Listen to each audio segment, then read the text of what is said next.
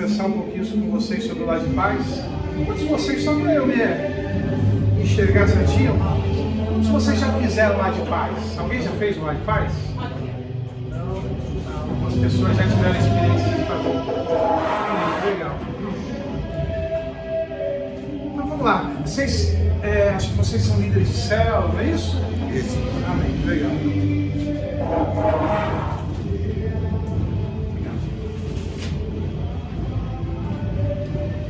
Vamos orar? Pai, obrigado, Senhor, por essa tarde. Obrigado por estarmos aqui. Obrigado porque o Senhor nos traz aqui para nos incendiar. O Senhor nos traz aqui para nos mover. O Senhor nos traz aqui para nos dar entendimento. O Senhor nos dá aqui, Pai, nos traz aqui para nos ajudar a nos dar estratégias, ó Pai, para ganhar vidas para o Senhor. E eu sei que cada pessoa que se encontra nesse lugar, eu sei que não está acomodado, Senhor. Eu sei que eles estão aqui para buscarem algo novo a cada dia, para crescerem no Senhor. Pai, que a gente possa estar aqui para afiar o machado, Pai, para que a gente possa executar a tarefa de evangelização do Teu reino, Pai, com eficácia, Pai. Nós não queremos ser aqueles que levam com a barriga, nós não queremos fazer de qualquer jeito, Pai, mas que o Senhor nessa tarde nos desperte para dar o nosso melhor, Pai. Porque nós não estamos fazendo por homens, nós não estamos fazendo por pessoas falhas, nós estamos fazendo para o Senhor dos Senhores, para aquele que deu o melhor por nós, ó Pai, o seu próprio Filho por amor a nós, ó Pai. Nos ajuda a sermos eficazes na Tua obra, em nome de Jesus. Gente, eu gosto muito do Lar de Paz. Eu já estive aqui alguns anos atrás dando treinamento, não sei se alguém estava. Eu acredito que pelo menos a maioria deve conhecer um pouco o que é o Lar de Paz, né? Visita em casa, as pessoas que não conhecem o Senhor. Então, já imaginando que as pessoas já teriam esse conhecimento, eu quero trazer algo diferente a respeito disso, para te lembrar de alguns fundamentos que são importantes para a gente fazer o Lar de Paz. O Lar de Paz tem sido uma ferramenta maravilhosa no nosso ministério para ganharmos vidas para Jesus, para abrirmos células, e até igrejas foram plantadas através do Lar de Paz. Nós temos uma igreja, o Rio Branco 2, lá na área continental de São Vicente, que tudo começou com um Lar de Paz. O pastor de lá hoje, o pastor Moisés, antes não era pastor, ele fez um Lar de Paz, ele ganhou uma família para Jesus. A partir daquela família, os vizinhos, eles se interessaram por aquilo, ele fez a Lar de Paz na vizinhança, e hoje nós temos uma igreja lá. Uma igreja plantada já há uns 2, 3 anos, mais do que isso, uns 4 anos mais ou menos, fruto do Lar de Paz. Nós temos, além de ser uma grande ferramenta de dar vida para Jesus, casas que recebem o Lar de Paz têm sido abertas para serem células. Então tem sido uma ferramenta maravilhosa, uma ferramenta poderosa. Eu acredito que hoje, sem sombra de dúvida, o Lar de Paz é um grande braço das células para a evangelização. Eu já fui líder de célula, eu fui para a supervisão, nós tínhamos supervisor de rede, pastor de rede, hoje nós voltamos só com os supervisores.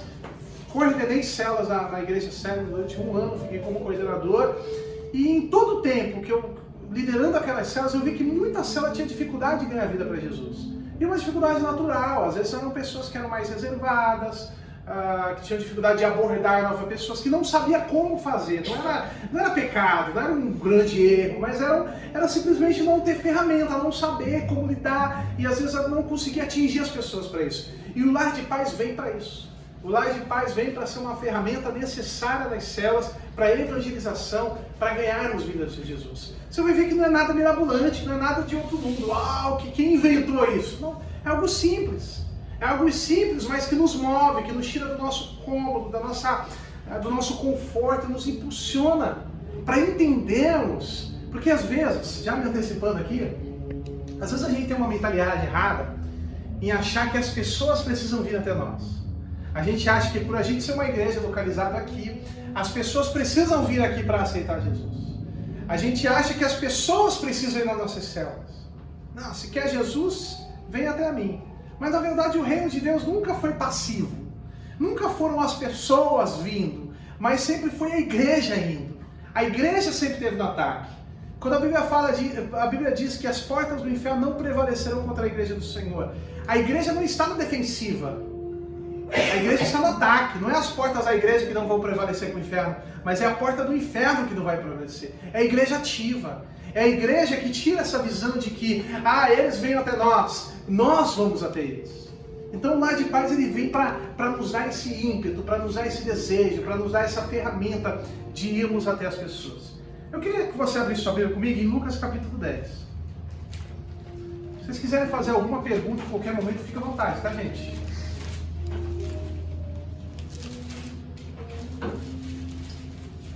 A ideia é que, eu sei que o tempo acaba sendo escasso, que tem um culto daqui a pouco, mas nós temos tempo suficiente para conversar, para além de eu estar explicando para vocês tudo certinho, ministrando nesse capítulo, mas também se vocês tiverem dúvidas, vocês ficam à vontade, não tenho nenhum problema em ser interrompido. Lucas capítulo 10.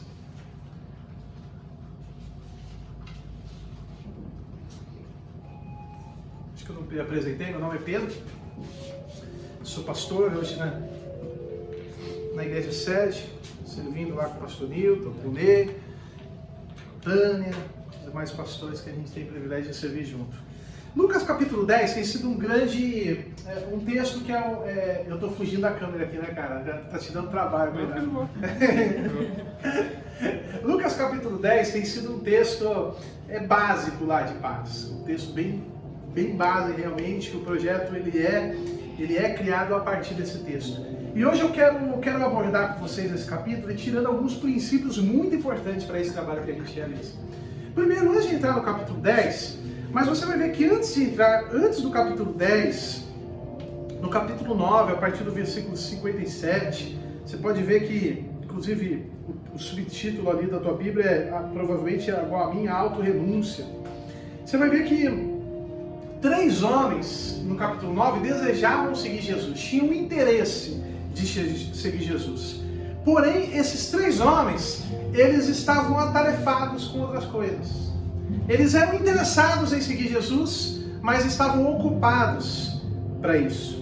O primeiro homem que no capítulo 9 cita, ele não queria se abdicar do conforto que tinha. Então ele tinha o seu conforto, ele tinha suas posses, ele tinha ali o seu bem-estar e ele não queria abrir mão disso. Ele estava ocupado demais com o seu bem-estar, com o seu conforto, com as suas posses. O segundo homem, ele queria sepultar o seu pai. E poxa, vamos ser sinceros, é uma causa nobre. Ele sepultar meu pai faleceu. Mas ele queria seguir Jesus, mas ele estava ocupado demais sepultando seu pai. E o terceiro homem, ele queria se despedir da família. Não, mas eu tenho que voltar, me despedir da família. Ele tinha interesse em seguir Jesus, mas ele estava ocupado demais, preocupado em se despedir da sua família. Ou seja, eles ensaiavam seguir Jesus, mas não estavam fazendo dessa obra, que é seguir Jesus, prioridade. Eles tinham outras prioridades. E prioridades que, vamos ser sinceros, são até relevantes. Não tem nada de errado você querer construir bens e propriedades, trabalhar, enterrar seu pai que faleceu, se despedir da família. Mas esse texto nos traz um ensinamento muito importante, de que essa missão de Jesus, ela não é secundária. A obra de Deus, ela não é secundária, ela precisa ser levada como prioridade. Ela precisa ser a prioridade da nossa vida. Não nos basta querer seguir Jesus, mas nós temos que fazer desse caminho prioritário na nossa caminhada. Precisamos nos entregar completamente. Precisamos fazer dessa missão a nossa própria vida. E essa é a pergunta que eu quero abrir esse momento. Em que momento, em qual dessas pessoas você se identifica? Porque no capítulo 9 nós temos 3 que desejavam seguir, mas estavam ocupados. No capítulo 10 nós temos 70 que decidiram fazer a obra de Cristo. 70 que renunciaram ao seu conforto, sua casa, suas segundas prioridades e fizeram da obra de Deus a prioridade da sua vida. Então, e você? Você é dos 3 ou você é dos 70? Então eu quero tirar algumas lições aqui sobre esse chamado de Jesus para essas 70 pessoas. Versículo 1 diz assim: depois disso o Senhor designou outros 72 e enviou-os adiante de si, de 2 em 2, a todas as cidades e lugares onde ele havia de ir. Olha só, primeiro, Jesus convoca os 70. E é legal isso, a gente pensar a respeito dos 70, porque a gente está acostumado a ver Jesus andando com os 12, não é verdade? Dentro dos 12, os 3. Mas agora Jesus convoca 70. E é interessante isso, porque isso nos mostra que essa obra, esse chamado, não é apenas para um grupo pequeno, não é apenas para um grupo fechado, mas é para todos os outros. Que Jesus, embora tinha os 12, embora dentro dos 12 tinha os 3, tinha os 70. Tinham as outras pessoas que seguiam Jesus, mas que também precisavam desfrutar, precisavam ser encorajadas para servir o Mestre, para servir o Senhor. E nas nossas igrejas locais tem os 70. É normal que a gente, como líder de célula, como pastor e daí por diante, você na sua célula, você pode pensar aí, você tem os 3 mais chegados. 3 é fictício, tá? Você tem os mais chegados, você tem os 12. Você tem aqueles que estão contigo. Sabe aquela pessoa que, olha, eu tive uma ideia, Deus falou no meu coração, vamos fazer não sei o quê. Aquela pessoa que está sempre contigo. Você tem alguém na célula, né? Assim, espero que tenha. Se não tiver, vamos orar. Porque é bom ter essas pessoas que a gente sabe que a gente pode contar, que está sempre com a mão na obra, mão na arada. Mas além desses 3, desses 12, nós precisamos enxergar os 70. Nós precisamos enxergar as pessoas da nossa célula, da nossa igreja, que às vezes não são tão próximos, tão ativas quanto os 12, quanto os 3, mas que precisa sentir o gosto desse serviço, mas que precisa entender que a obra de Deus é ativa. Nós somos aqui a igreja, uma igreja grande, sem dúvida nenhuma, tem muita gente estagnada, tem muita gente parada, tem muita gente acomodada, e a gente sabe que servir a Deus, por mais que seja uma obrigação da nossa parte, é um prazer. Servir a Deus move a nossa fé, não é verdade, gente? Incendeia a nossa fé. Eu não consigo me imaginar firme, cheio de fé, se eu não estivesse servindo. Porque isso nos move, isso nos encoraja, é gostoso. A obra de Deus a gente se apaixona na prática, não é uma teoria, mas é na prática. Exige esforço, exige dedicação, mas você faz com alegria. Porque é bom para mim. Eu estou feliz em estar aqui com vocês. Não quer dizer que é fácil, não quer dizer que foi legal, sair da minha casa, lá em Praia Grande, vim para cá. Não quer dizer que é fácil, mas é bom. O fato de você estar aqui, já poder ensinar isso para você, já me recompensa, já me alegra, porque é gostoso isso. E a obra de Deus é assim. Então tem muita gente morrendo no nosso meio, exatamente porque não está experimentando isso. Porque não é dos 3, porque não é dos 12. E esse próprio texto diz no versículo 3, que a seara é grande e poucos são os trabalhadores. Rogai, pois, ao Senhor da seara que mande trabalhadores para a sua seara. Então a obra de Deus não se resume em 3, em 12. A obra de Deus é para todos, amém? Amém? E a ideia do Lar de Paz, desde o começo, quando a gente implantou, era exatamente trazer essa ferramenta para a mão das pessoas, de todos. Eu lembro que a primeira reunião que eu tive com o pastor Nilton, quando a gente já começou a lançar o projeto, uma das primeiras coisas que eu perguntei para ele é: pastor, quem o senhor quer atingir com isso? Quem o senhor quer chamar? A gente vai fazer um treinamento, fizemos. Quem o senhor quer que eu chame para o treinamento? É os líderes de célula, é os missionários. Ele falou: a igreja toda. Vamos fazer as pessoas servirem. Vamos fazer as células servirem. E nós colocamos o único requisito de fazer o treinamento, fazer o trabalho, nós colocamos o batismo. A pessoa ser batizada. Porque a ideia é que o Lar de Paz é um evangelismo, é uma forma de evangelismo. E a gente quer que a igreja toda, aqueles que estão estagnados, não apenas aqueles que já estão servindo, eles também, mas aqueles que estão parados, que estão se sentindo ineficazes, que estão se sentindo às vezes dentro da igreja como um peixe fora d'água, que não se encontram, que não sabem qual é o lugar delas no reino de Deus, na obra de Deus. Então a gente quer colocar essa ferramenta na mão dessas pessoas. Nós precisamos encontrar esses 70. E a segunda coisa que a gente aprende nesse texto aqui é que você percebe que eles foram de 2 em 2. Eles não foram sozinhos. Por quê? A obra de Deus é coletiva. A obra de Deus não é um trabalho individual, não é algo que é feito por uma pessoa, mas é uma obra coletiva que gera um resultado coletivo. Mas a obra de Deus é o nós. Não é a singularidade do eu, mas é a pluralidade do nós. A obra de Deus se faz em conjunto. E não diferente do Lar de Paz, ele é uma obra coletiva. Você não vai sozinho, você vai com outra pessoa. E aí, isso é o legal do Lar de Paz. Porque você vai com outra pessoa, mas aí no próximo Laje de Paz, ou no próximo dia, entre as 8 semanas, você chama outra pessoa da tua célula. Isso que é legal para você, líder, aplicar, gente. Você vai fazer um Laje de Paz, sabe o que você faz? Para de querer fazer as coisas sozinho, leva alguém da sua célula junto. Leva fulano, aquele que está parado, está meio estagnado, está meio perdido. Vamos fazer um Laje de Paz comigo? O que é isso? Isso é discipulado. Você lembra de Barnabé e Paulo? O que Barnabé fez? Barnabé levou Paulo com ele. E Barnabé e Paulo, e aí você vê a narrativa das primeiras viagens missionárias, e Barnabé e Paulo, mas sabe o que aconteceu? Paulo aprendeu tanto com Barnabé, que a Bíblia, quando, nas próximas viagens missionárias, narrava o seguinte, e Paulo e Barnabé, e Paulo e Barnabé. E a Bíblia fala que Paulo virou o principal portador da palavra. Paulo cresceu, Paulo foi bem discipulado, por quê? Por Barnabé, porque levou junto. Não é a teoria de discipulado, não é a teoria de senta aqui que eu quero ensinar algumas coisas. Isso é um professor. É por isso que Paulo diz, vocês têm muitos tutores, mas poucos pais. Vocês têm muitos professores, mas vocês precisam de discipuladores, que andam junto. Então, Laje de Paz é uma ferramenta para isso. Veja na tua célula pessoas que podem te ajudar. Leva ela, leva um. Não é para levar a célula toda na casa da pessoa, né? Mas leva um, leva dois. Você está ministrando, a pessoa está orando. Vocês estão juntos nessa caminhada. Amém?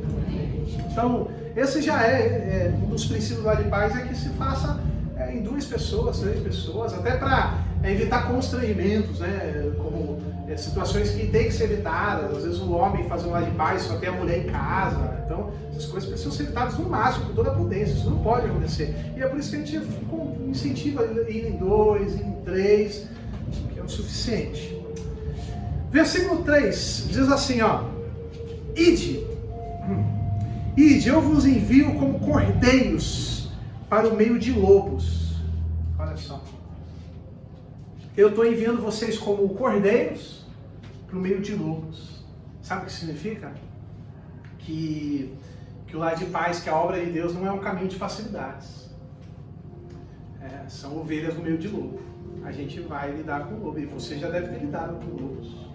Você já deve ter lidado com pessoas ferozes, com situações difíceis. E os ministros aqui, eles são enviados como ovelhas, mas as cidades para onde eles estão indo estão cheias de lobos.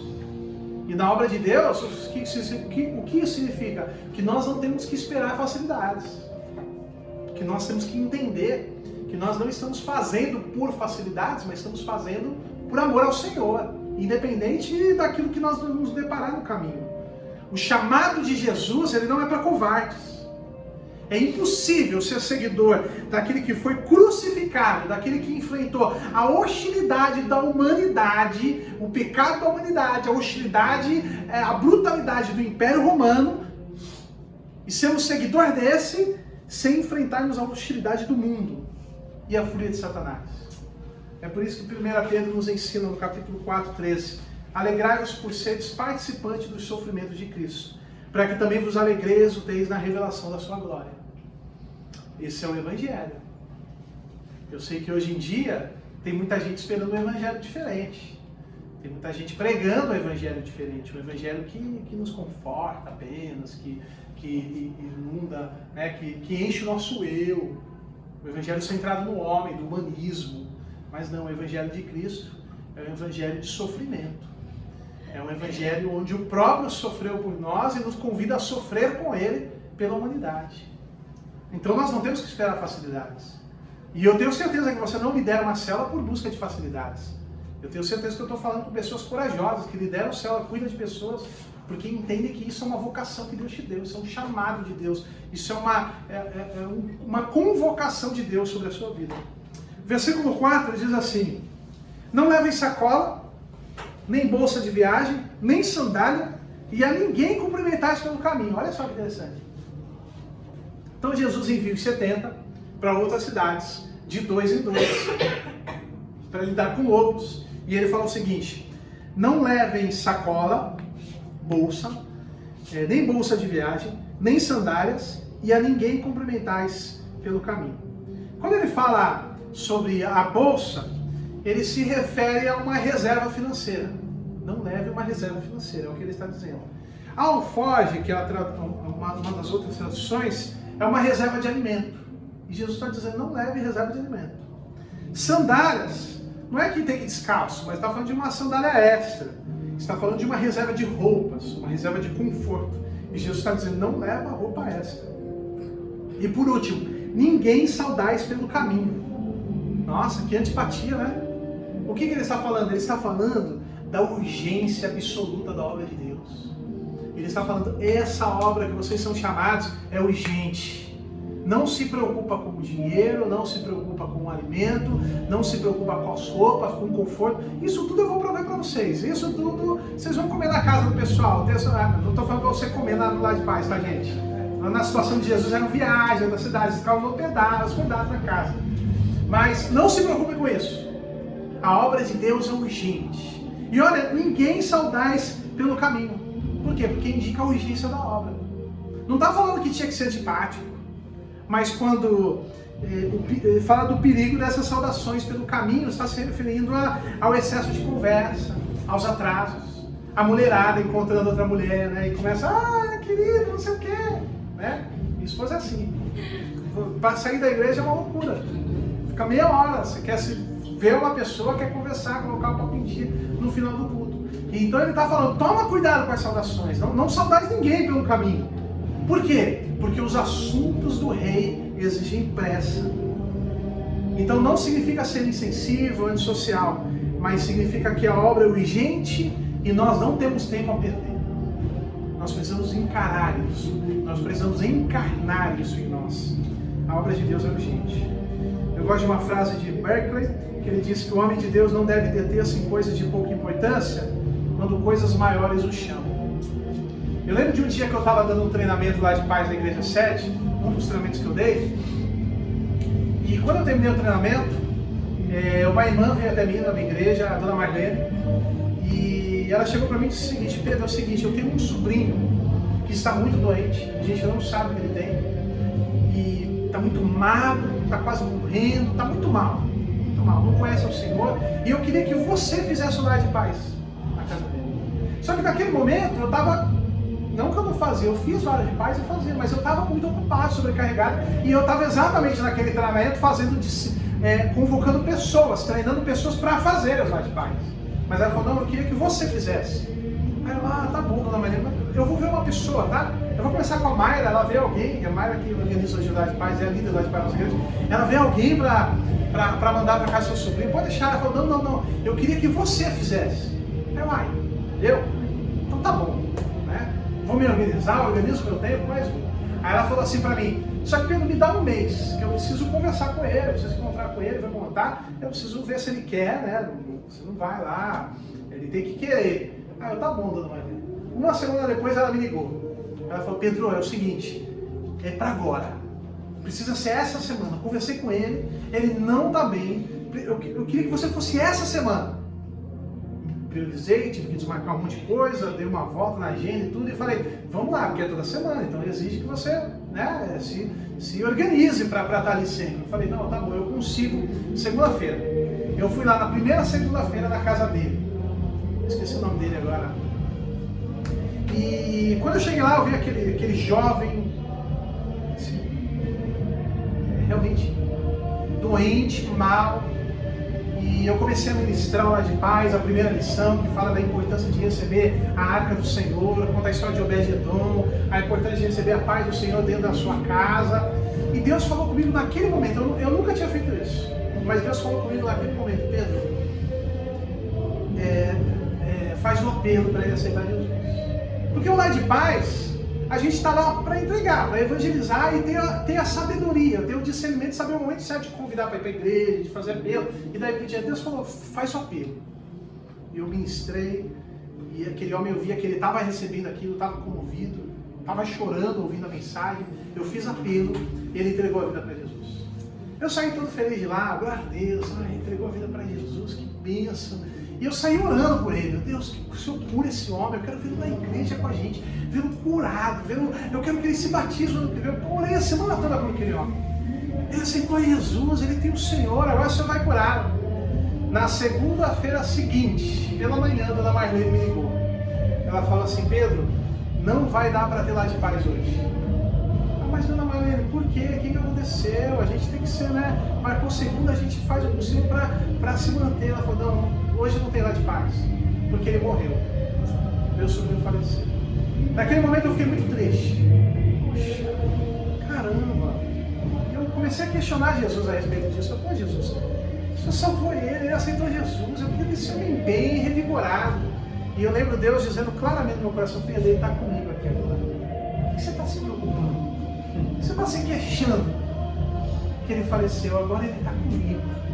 E a dona Maria falou assim, hoje não vai ter hora de paz, mas eu queria que você fizesse o velório dele.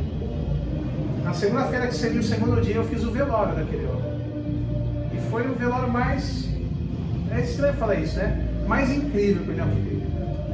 Pela comoção, por aquele momento. Por conta familiares que hoje estão na igreja como fruto daquele velório.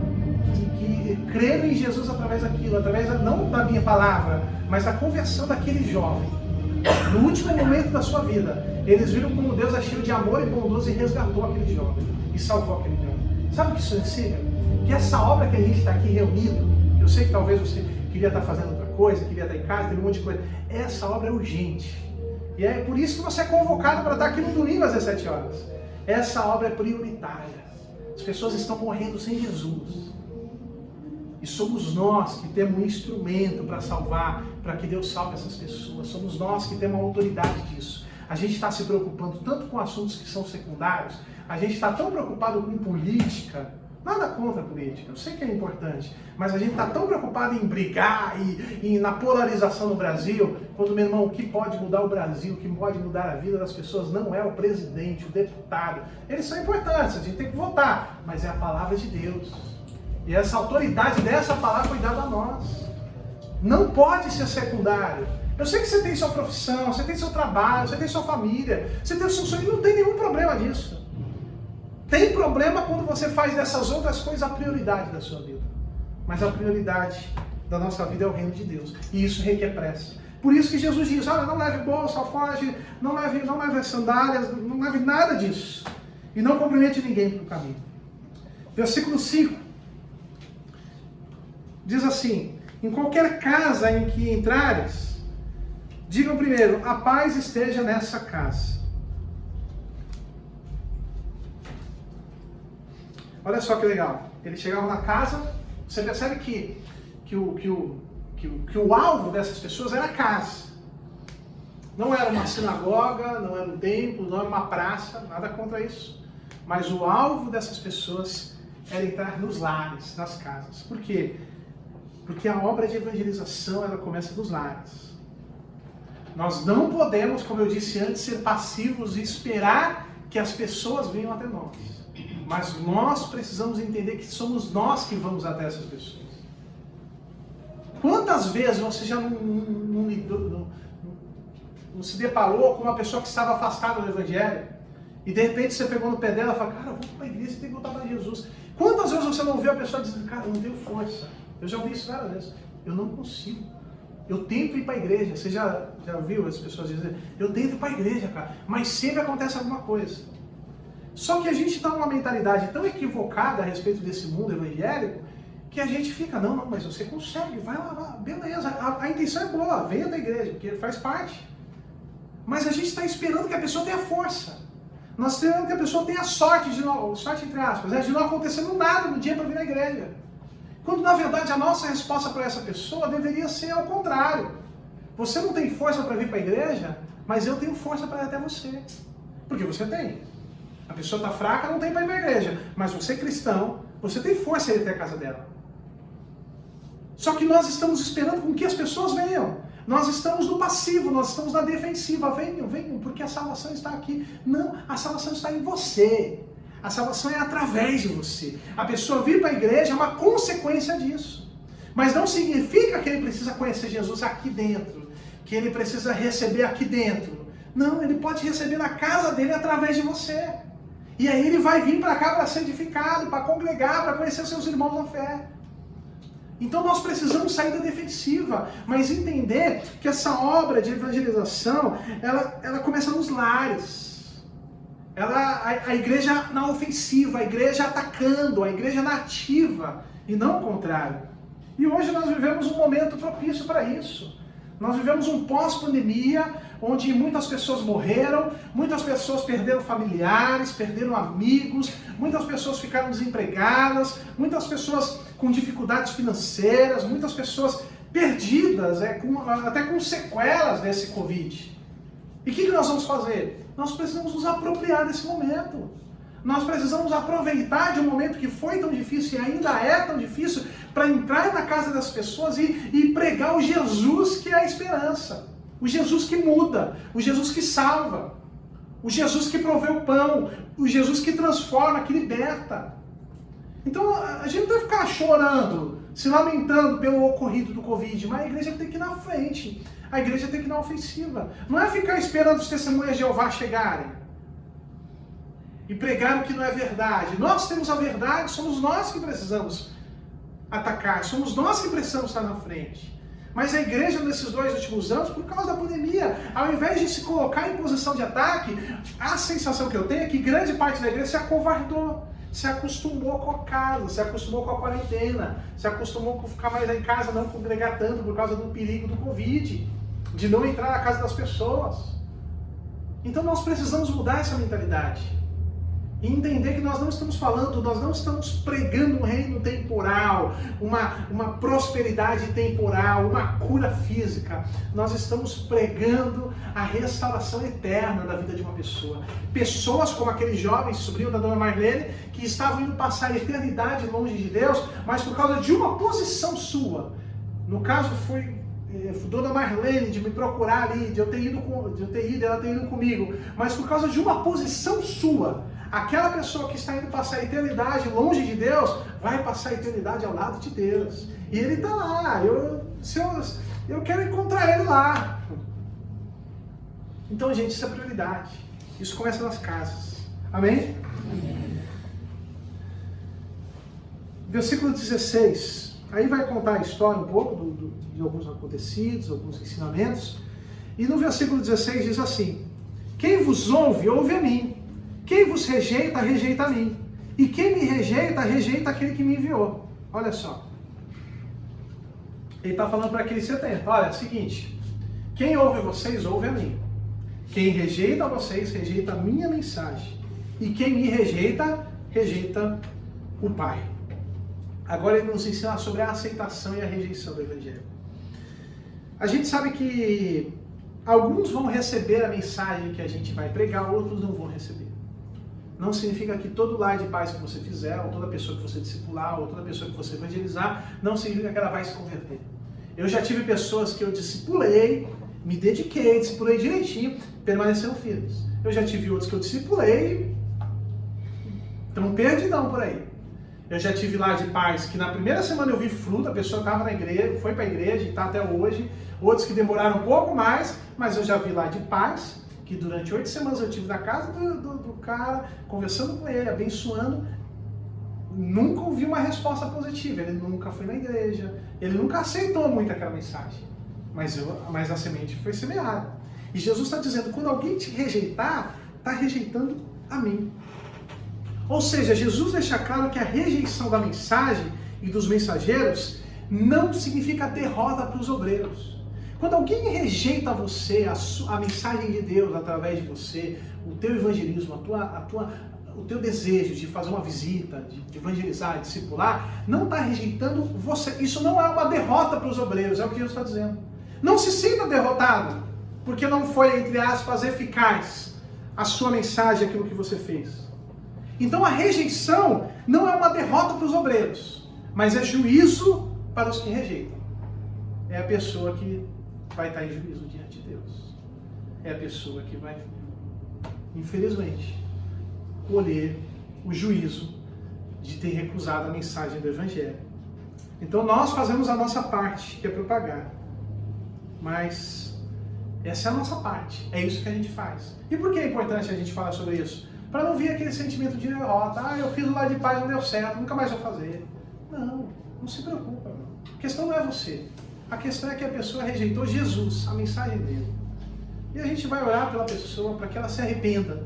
Mas ela vai ser com Jesus a história. A história é ela com Jesus. A gente espera que Jesus converta o coração dela em algum momento. Mas se isso não acontecer, ela rejeitou a mensagem de Jesus, é juízo sobre ela. Mas não é derrota para você. Você fez a sua parte. Então a nossa parte a gente faz. Eu prefiro errar por ter acreditado do que errar por não acreditar. Eu já me arrependi de eu nunca me arrependi de algo que eu tenha feito a Deus. Mas eu já me arrependi de muita coisa que eu deixei de fazer para Deus. Muitas vezes que eu me coloquei, faço ou não faço, e eu fiz, eu nunca me arrependi. Mesmo que não teve resultado.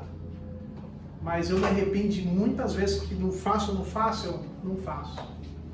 Então é melhor errar por acreditar, errar por tentar, do que errar pela omissão. Amém? Está me entendendo? Então não se preocupa com isso. Versículo 16 diz assim, o mesmo versículo: quem vos ouve, ouve a mim, quem vos rejeita, rejeita a mim, quem me rejeita, rejeita aquele que me enviou. O que ele está falando? Ele está falando também da autoridade dos ministros. Jesus ele está assegurando que quando esses 72 homens falarem, é Jesus que está falando. Quando o povo os ouvir, é a Jesus que estão ouvindo. Ou seja, Jesus deixa claro que os seus precursores, que os seus discípulos não fazem a obra em seu próprio nome. Eles são enviados por aquele que tem todo o poder e toda a autoridade no céu e na terra. Eles vão sob o poder de Jesus e na autoridade de Jesus. E rejeitar o obreiro é rejeitar o próprio Jesus. Por outro lado, receber o obreiro, receber o mensageiro, receber aquele que vai fazer o lar de paz, é receber ao próprio Jesus. No versículo 17, a Bíblia fala que aqueles 72, eles voltaram alegres. Depois de tudo que eles fizeram, depois de todas as casas, depois de todas as cidades que visitaram, eles voltaram alegres, dizendo: Senhor, até os demônios se submetem a nós em teu nome. E aí uma outra lição, a lição de que a obra de Deus é uma experiência vitoriosa, é uma experiência maravilhosa. Com certeza, você como líder de célula, vamos ser sinceros aqui, tem dia que talvez você não quer ir para a célula, não é verdade? Já aconteceu contigo ou só comigo? Hoje eu estou cansado, hoje eu estou com uma dor no dedo, hoje eu estou meio deprimido, né? Você começa a inventar, minha unha está doendo, estou com uma unha cravada, não queria, você quer ficar em casa, hoje vai dar aquela novela lá eu não sei que novela está dando agora, nunca mais vi televisão, da história de Jesus lá na Record, sempre tem alguma história lá evangélica. Hoje eu queria ficar em casa tranquilo. Mas aí você vai porque você sabe que você tem que ir. E aí você vai até, mas você chega lá, você abre a Bíblia, você começa a ministrar, louvar, você começa a conversar com as pessoas, você volta feliz, não é verdade? Já aconteceu comigo? É só eu pegador. Várias vezes eu acordava de manhã pensando: que desculpa eu dou hoje? Preciso pensar numa desculpa para o meu supervisor. Não pode ser igual às últimas. Tentando encontrar alguma coisa que justifique a minha ausência na célula. Mas aí eu percebi que isso acontecia quase toda semana. E eu ia de bicicleta, eu era mais novo, era solteiro, ia de bicicleta. E eu ia assim meio cansado, já era longe para meia hora de bicicleta. Mas quando eu voltava feliz. Até o momento que eu percebi isso. Que eu estava voltando feliz, eu falei: cara, eu nunca vou na mesma empolgação que eu volto. Por quê? Porque servir a Deus é alegria, servir a Deus é prazeroso. Às vezes a gente cansa, às vezes dá vontade de chutar o balde, mas a gente percebe que servir a Deus é o maior prazer que existe na nossa vida. Você não faz apenas por obrigação. Às vezes você se move em obrigação, mas quando você faz, você percebe que isso é bom demais. É bom demais ver pessoas sendo edificadas, ministradas através de Jesus sobre a minha vida.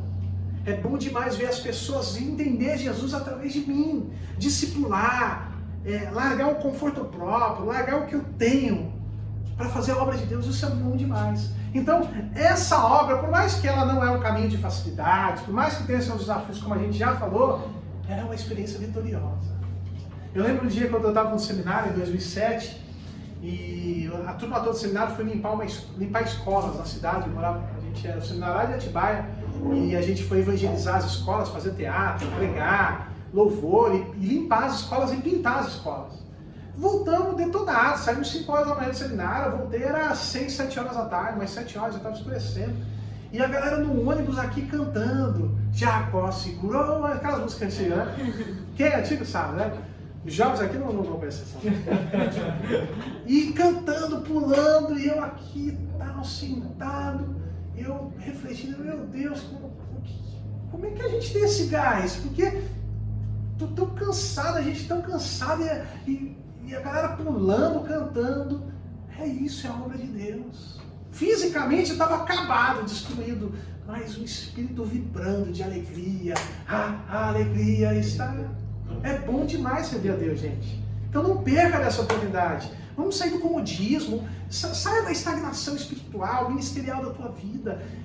Não se acomode com 5, 6, 7, 10 pessoas na tua célula. Olha quanta vida está morrendo sem Jesus. Vamos em frente, o Lar de Paz é essa ferramenta. Então, ele nos traz uma experiência maravilhosa. E eu quero terminar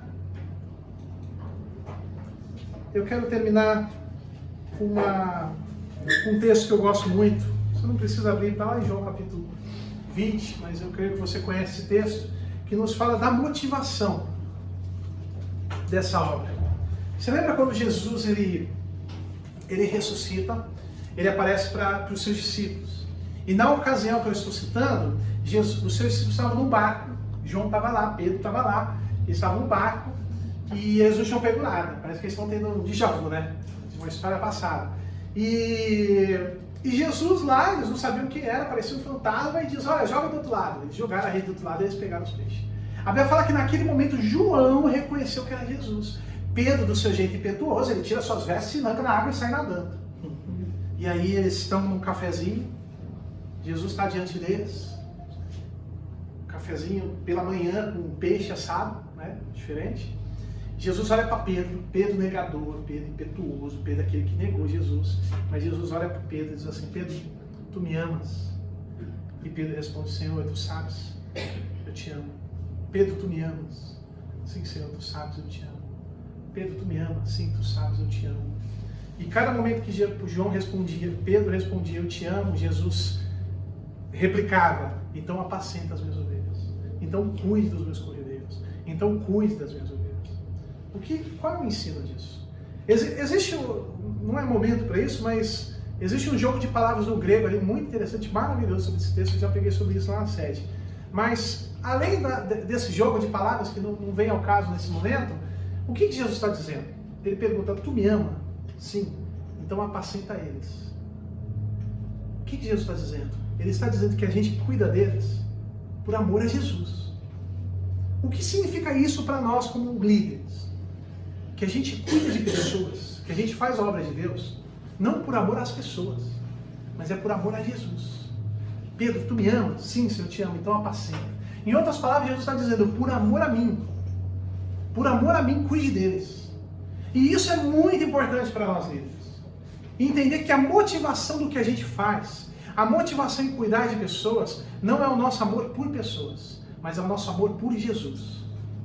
Porque se a nossa motivação for o nosso amor pelas pessoas da nossa célula, sabe o que a gente vai fazer? Tudo errado. Por quê? Porque o nosso amor é falho, o nosso amor é egoísta, o nosso amor é parcial. É natural, então, que você vai amar, vai cuidar mais de pessoas que estão contigo, que são mais firmeza, mas aquelas que dão mais problemas, você não vai cuidar tanto. Por quê? Porque você faz baseado no seu amor pelas pessoas. E é natural que você ame mais pessoas que estão contigo, pessoas que topam tudo, pessoas que são fiéis. Mas os outros você não ama. E aí não ama tanto. Então você vai cuidar menos. Mas quando a gente entende que o amor por Jesus é a nossa motivação, a gente vai ser imparcial. Eu vou cuidar do João, da Maria, do José, do Tiago, do Paulo, baseado no amor que eu tenho por Jesus. Então, você me ama? Então cuide deles. Então é por amor de Jesus, gente. A gente cuida de pessoas por amor a Jesus. Amém? Que essa seja a nossa motivação. A minha oração é que Deus ele nos tire de uma zona de conforto. É que Deus incendeie o nosso coração. É que a gente saia do natural, saia do comum, sabe? Saia do costumeiro. E a gente possa enxergar tudo Lar de Paz, uma excelente ferramenta para ganhar vidas para Jesus. Como é que você faz isso? Qual é o meu conselho para você fazer isso? Chega na sua cela, faz uma campanha. Chega para eles e fala o seguinte, gente. Nós vamos fazer Lar de Paz aqui através dessa célula. Então eu queria que vocês encontrasse casas para receber o Lar de Paz. Como é que vocês vão fazer isso? Vocês vão procurar pessoas que não conhecem o Senhor ou estejam desviadas e vocês vão oferecer uma visita. Não precisa oferecer logo de cara um projeto de 8 semanas. Oferece uma visita. Principalmente, esse é um dos focos do Lar de Paz, pessoas que estão doentes, pessoas que estão com um grande problema na sua vida, elas estão mais abertas para uma expectativa, para uma esperança, para uma palavra de consolo. Ofereça uma visita. E aí, quando vocês anotem, vocês oferecem a visita e vocês me passem. E a gente vai fazer o Lar de Paz. É simples. Gente, todos nós conhecemos pessoas que não conhecem Jesus, ou então que estão afastados, que aceitam receber uma visita. Basta querer receber uma visita, você não tem que oferecer um projeto logo de cara. Porque às vezes é assustador, né? Chegar uma pessoa e falar, eu tenho um projeto de 8 semanas na tua casa, eu posso ir lá na tua casa, lá ficar 8 semanas lá, toda semana eu vou lá. Parece ser meio intimado. 8 semanas, você oferece uma visita.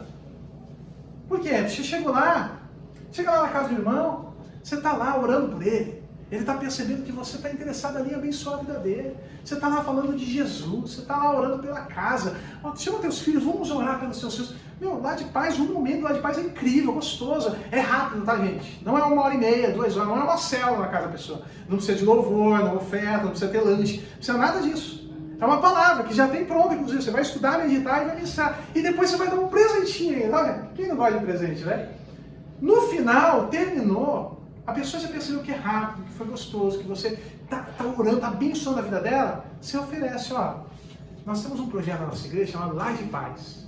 E durante mais 7 semanas eu quero estar aqui na tua casa reafirmando isso que nós falamos. Continua orando para ver a mudança na tua casa, para ver a bênção de Deus sobre a sua família, sobre a vida dos teus filhos. Você aceita? Você já está no sofá da pessoa, você já está olhando os olhos, ela já desfrutou daquilo. 95%, 99% dos casos, nesse momento, elas aceitam. Ah, tá bom. Porque ela já viu que é rápido, que é objetivo, que não é nada demais, que você não vai tirar o dízimo e oferta na casa do incrédulo lá, que já tem esse preconceito com a igreja. Então basta fazer isso, gente. Você procurar, mas você convidar a tua célula para ir atrás das pessoas. Pode ter certeza que vai chapar de gente. Eu tenho gente na sede que está fazendo na casa do patrão dele. Eu tenho uma irmã hoje, que foi o primeiro Lar de Paz que a gente fez no Ministério Peniel. A Rose e o Sandro. Todos eles aceitaram Jesus, a família deles estão na igreja. O primeiro Lar de Paz que a gente fez, quando não tinha postinho, não era nem Lar de Paz, era casa de paz, não tinha nem os presentinhos, foi totalmente adaptado. Hoje ela me procurou, porque ela estava fazendo Lar de Paz na casa de outra irmã, e a vizinha perguntou o que era aquela casinha que a gente dava, e a menina falou, um projeto, eu quero na minha casa também. E agora ela tem um problema, porque ela precisa fazer em 2 casas simultâneas. Um bom problema. Ela faz escola de líder e está fazendo vários Lar de Paz. Então, gente, vamos para cima em nome de Jesus, porque esse mundo precisa de Jesus. Nós temos a palavra de esperança para essa geração e é Jesus Cristo. Não guarde isso só para você. Amém? Amém? Eu quero orar por você. Pai, obrigado, Senhor. Obrigado porque o Senhor nos chama, Pai. E, Pai, não é pelas nossas habilidades, Pai, não é pelas nossas capacidades, é por graça do Senhor, Pai. O Senhor chamou cada líder que está nesse lugar, o Senhor os convocou, Senhor. E, Pai, talvez há tempos atrás, talvez lá no início, talvez eles faziam com toda paixão, Pai. Mas talvez o tempo, as circunstâncias, as dificuldades, talvez tenham apagado isso, Senhor. Talvez alguns irmãos e irmãs nesse lugar já hoje tenham feito de qualquer jeito, Senhor. Mas, Pai, o Senhor sabe que não é do coração isso, Senhor. O Senhor sabe que não é o que eles desejavam, Senhor, mas talvez as circunstâncias estancaram, as circunstâncias cansaram eles, ó Pai. Eu peço em nome de Jesus que nessa tarde, Senhor, o Senhor nos incendeie de paixão, Pai. Uma paixão ainda maior do que quando o Senhor o chamou, Pai. Um amor ainda maior do que o início, Senhor. Para fazer a Tua obra, Senhor. Para receber, não apenas receber pessoas na cela, mas ir atrás, avançar, lançar a rede, Pai. Bater de casa em casa, fazer coisas novas, ter atitudes diferentes, ó Pai. Para que nós possamos ver Guarujá, Vicente de Carvalho e entregue totalmente ao Senhor, ó Pai. Pai, que o Senhor nos dê coragem, ousadia, nos dê amor amor a isso, Pai, e possamos lembrar que nós não vamos fazer por amor apenas pelas pessoas, mas nós fazemos por amor a Jesus, por amor ao Senhor, porque o Senhor deu a sua vida por nós, ó Pai, e diante de Deus que dá a sua vida por nós, não há sacrifício grande demais que nós não vamos fazer por amor ao Senhor, ó Pai, e em nome de Jesus, que o Senhor venha capacitar, nos dar coragem, derramar dons, nos ajudar a levar, a conduzir a nossa célula nesse projeto, para que possamos ver vida sendo ganha ao Senhor, e ao mesmo tempo os membros da nossa célula, Pai, despertando em coragem, despertando em amor, por verem o Senhor fazendo através da vida deles também, ó Pai. Que as células sejam frutíferas, que os membros sejam frutíferos, que a gente possa enviar esses membros da nossa célula para a escola de líderes, vê-los como líderes de célula futuramente, Pai, para que eles sintam, mas que através do Lar de Paz eles sintam o gosto que é fazer a Tua obra, o gosto que é mudar a eternidade de pessoas, ó Pai. Que o Senhor capacite a Tua igreja em nome de Jesus, ó Pai. Amém. Amém. Glória a Deus. Deus abençoe.